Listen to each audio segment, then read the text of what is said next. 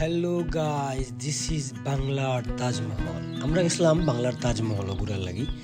Basically আমরা সিলেট থেকে বারইছি একলগে অনেকগুলা প্লেস ঘুরার লাগি, আর তার মধ্যে বাংলার Taj Mahal one of them.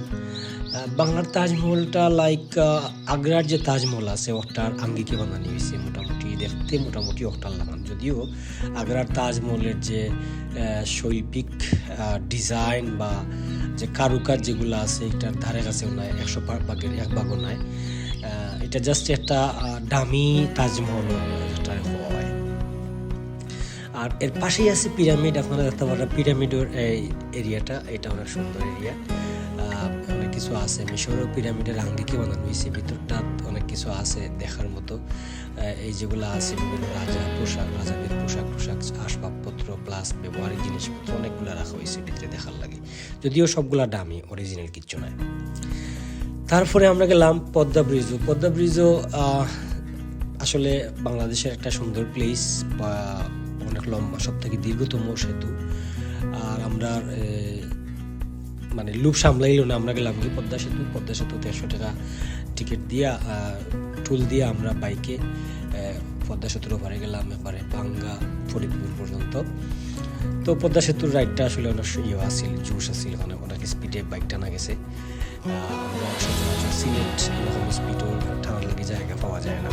So this is the মানে ভালো একটা বাইক জার্নি একটা আসিল এটা আর কি।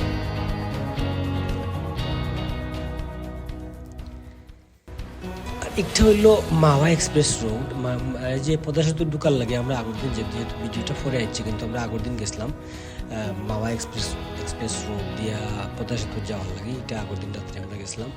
আর মাওয়াত কি আমরা নৌকা দিয়া ফেরিঘাট থেকেই নৌকা দিয়ে গেছিলাম আমরা পদ্মা সেতুর নিচ দিয়া। পদ্মা সেতুর নিচের যে ইয়েটা উপভোগ করার লাগে। এদিন খুব কুয়াশা আসিল, আর প্রচণ্ড কুয়াশা থাকার কারণে খুব ঠান্ডা আসিল, আমরা মোটামুটি জমে গেছিলাম ঠান্ডায়। আপনারা দেখতে পারা ভিউটা অসাম ভিউ।